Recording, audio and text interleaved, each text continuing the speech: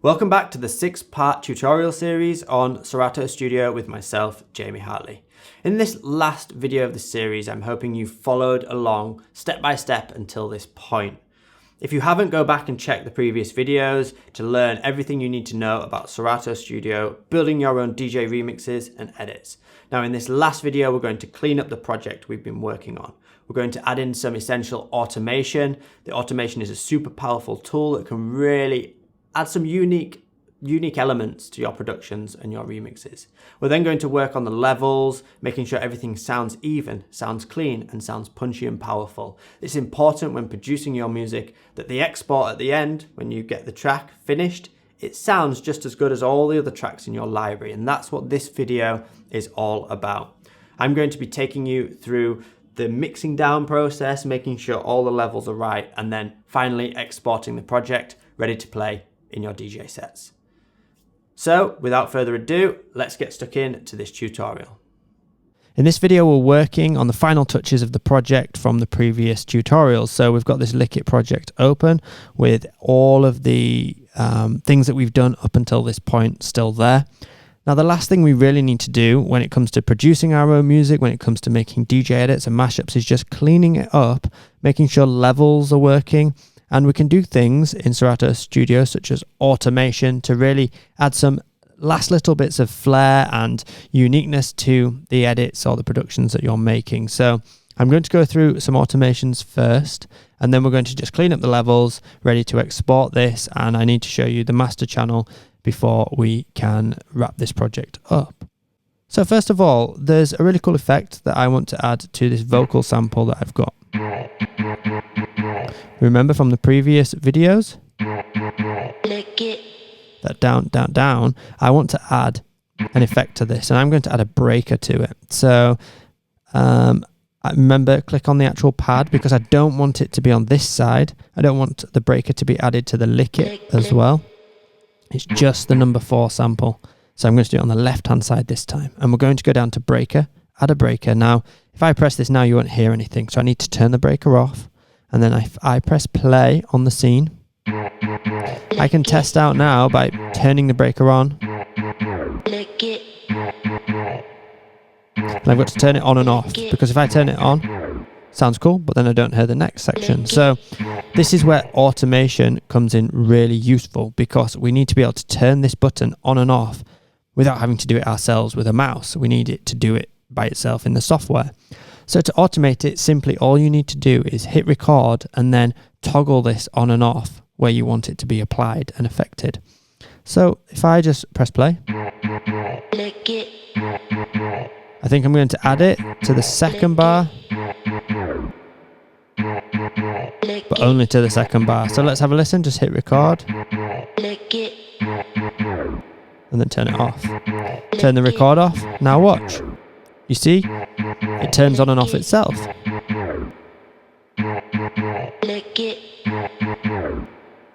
Cool, so I'm happy with that. Let's listen to how that sounds in the entire.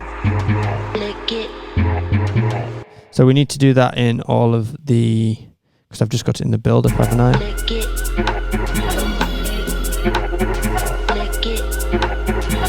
So then let's do it to the different scenes as well. Cool, let's go in here, intro scene, and let's add the breaker on here.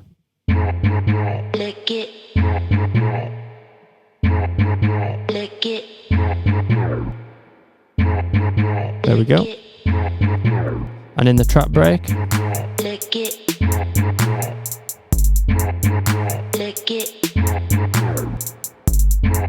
and there we go. Now it should be in all of our scenes. There we go. That sounds cool.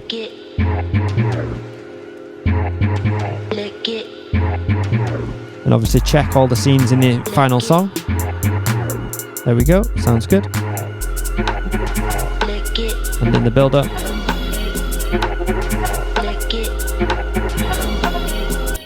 Cool. So the next thing is, just as I was playing that, I thought, okay, let's start working on some of the levels as well. This audio here, it was too loud in the background of all of this. So I'm going to bring down this clip. I need to bring down the level of it, and I'm going to take the low end out as well. So just like a DJ, when you're DJing or mixing, you want to play around with the levels and the EQs to make it balance in the mix.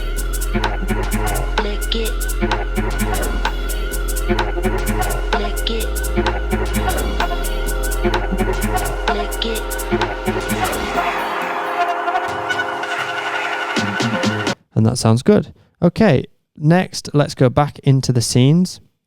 And I want to do some more automation. Let's go back to the trap break.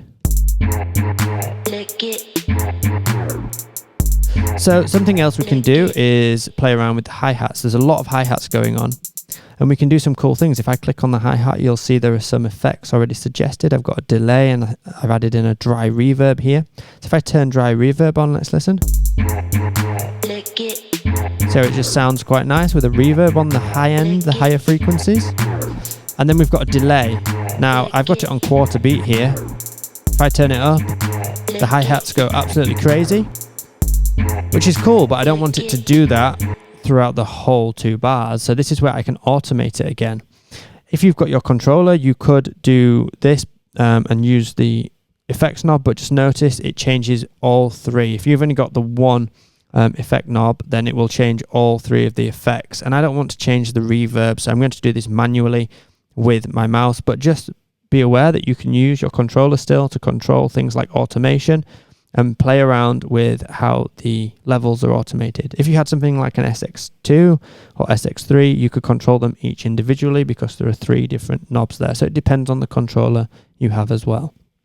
So let me just bring that back down and then turn this back up. Hit record, and I can just simply play around on the second bar. I'm just gonna, and it creates this doubling up sound. And you see it's automated. As simple as that. Let's listen in the main song.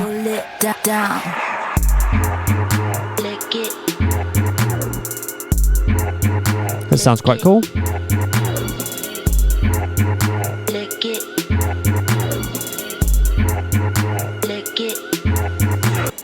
Cool. So now we've added some automation to some of our scenes. We've made them sound way more unique, way more interesting. We now need to just listen to all the different sections of the song and think about the levels. Do we need to bring the levels up and down or EQ anything before we export the song? So I would think about, it doesn't matter where there's nothing else going on but one channel or one track. But when we're introducing 2 things in, like here, how do they sound?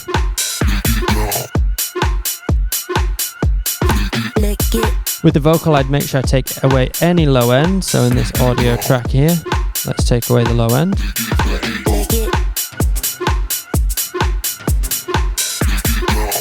I might bring the level down slightly, so it's not quite as in your face, because it's only the intro.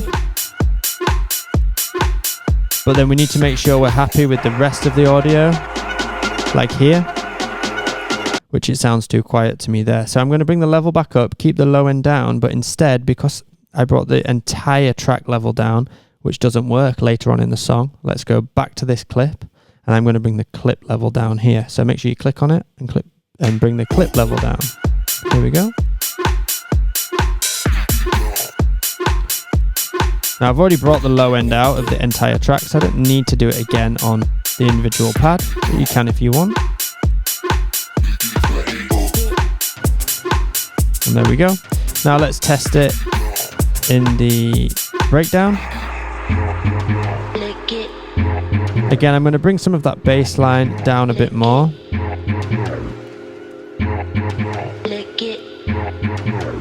I don't want it to be as loud as it was, so using the levels here to bring that bass line down.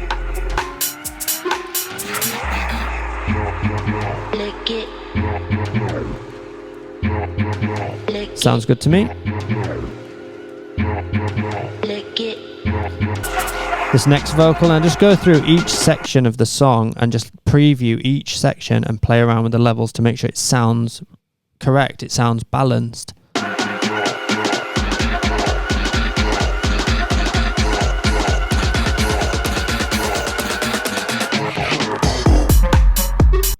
That sounded pretty good to me. And then in the main section,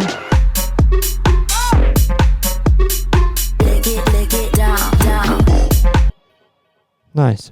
This sample is quite loud still, the Van Helden one. So I'm going to bring the level down of it and actually push the filter up slightly.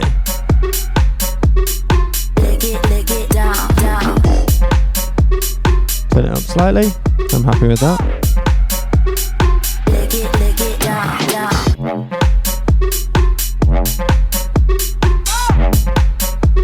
Next section. This vocal's quite loud, so let's bring it down slightly.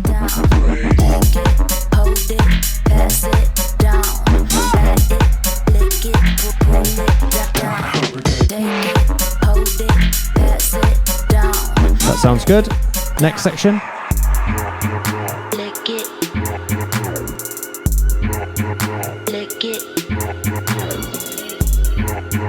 That sounds good to me.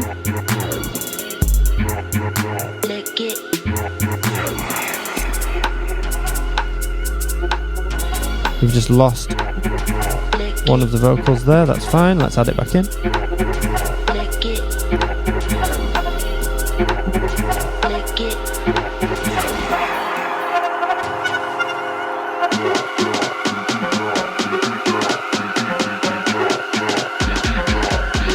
That sounds fine there, keep going.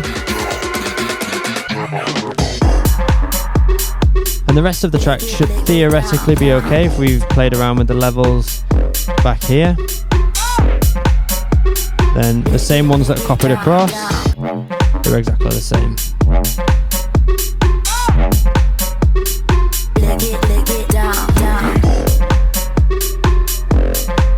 And then the outro.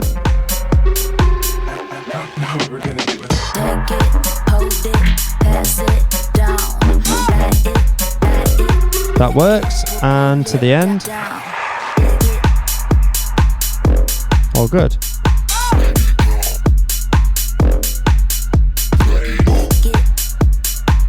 And then once we've checked that everything sounds, you can hear what you want to hear, you've boosted the levels or dropped the levels of the individual parts and elements that you've added in, the last thing that's left to do is go to the master channel, which is here. We just click master.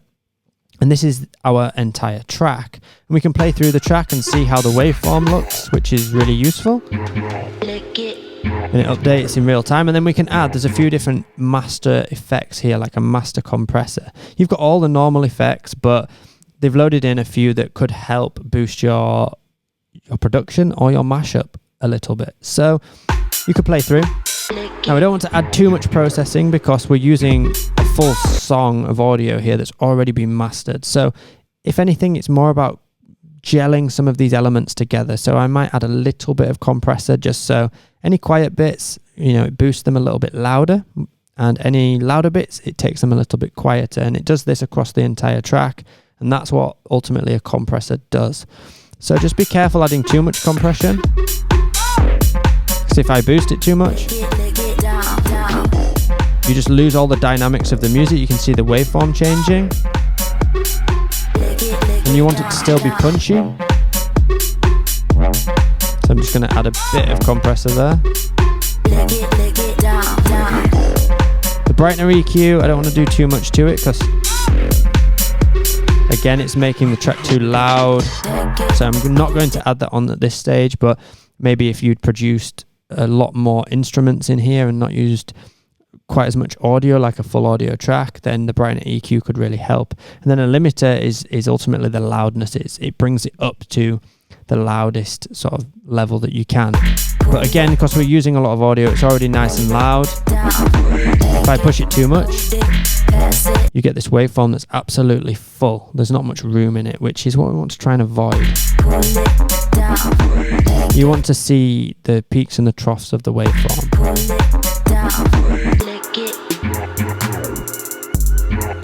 So again, if I boost the compressor here, watch what happens. The waveform looks really fat and there's no dynamics, which, there's no ups and downs to the sound. So there we go. The other thing you want to do is just check this master level, that this white marker isn't just slamming against the top. Otherwise, that's where you would be peaking. If I boost the limiter, you can see there's not much dancing of the white bar going up and down, and that's what we want to try and avoid. We don't want it to just sit solid like this. As I bring it down, we get to see it jumping up and down, which is what we want, but it limits it. It doesn't go basically into the red line. As if you're a DJ and you boosted the trim or the gain of the channel too much and you get the red line flashing, this limiter kind of avoids you hitting the red line when you come to export this, and that's all that's left to do. Hit export song. I'm going to export it as a WAV. You could export all the stems now with the full version of Serato Studio, but for me, all I want to do is just export the song as a WAV file, and I would name this as my final mashup as Lick It versus the model, and save it. And it's always worth obviously dragging it back into Serato or your DJ software and just playing it, looking at the waveform, listening to it, playing it through on the normal speakers that you listen to music through, and just test it against the original song without all of this processing, without all the added extras, and testing it against other songs in your library as well, so it doesn't sound too quiet or too loud, or just double check that when you haven't got all these visuals in front of you, it still sounds in your ears exactly as it should, and nothing's too prominent in the mix or too aggressive or too loud. And that's where you might want to go in and out of projects to make sure that you've got all that set up correct.